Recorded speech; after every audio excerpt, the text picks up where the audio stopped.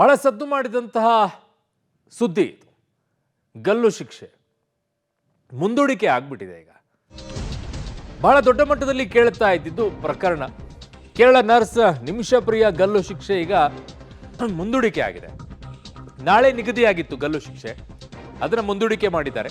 ಯೆಮನ್ನಲ್ಲಿ ಬಂಧಿಯಾಗಿರುವಂಥ Kerala nurse Priya 2017ರ ತಲಾಲ್ ಮಹದಿ ಕೊಲೆ ಪ್ರಕರಣದಲ್ಲಿ ಶಿಕ್ಷೆಗೆ ಒಳಪಟ್ಟಿರೋದು, ಗಲ್ಲು ಶಿಕ್ಷೆಗೆ ಒಳಪಟ್ಟಿದ್ದು.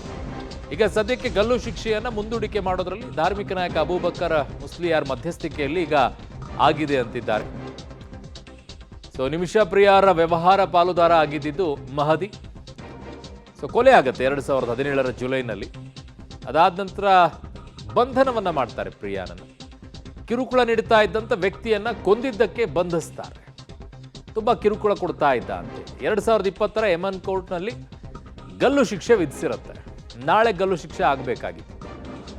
2017ರ ತಲಾಲ್ ಮಹದಿ ಕೊಲೆ ಪ್ರಕರಣದಲ್ಲಿ ಗಲ್ಲು ಶಿಕ್ಷೆಗೆ ಒಳಗಾದಂತಹ ಪ್ರಿಯಾ ಈಗ ಗಲ್ಲು ಶಿಕ್ಷೆ ಮುಂದೂಡಿಕೆಯನ್ನ ಮಾಡಲಾಗಿದೆ, ಮಧ್ಯಸ್ಥಿಕೆಯಲ್ಲಿ ಆಗಿದೆ ಅಂತಿದ್ದಾರೆ. ನೋಡೋಣ ಈ ಪ್ರಕರಣ ಯಾವ ರೀತಿಯಲ್ಲಿ ಹೋಗುತ್ತೆ ಅಂತ ಹೇಳಿ. ಸೊ ಅದರಲ್ಲಿ ಅನೇಕ ರೀತಿಯಾಗಿ ಬೆರಳು ಮಾಡಿ ತೋರಿಸ್ತಾ ಇದ್ರು. But it's A criminal procedure. ಕೊಲೆ ಮಾಡಿದ್ದಾರೆ ಅಂತಂದಾಗ ಅದಕ್ಕೆ ತಕ್ಕಂತೆ ಶಿಕ್ಷೆ ಆಗಬೇಕು.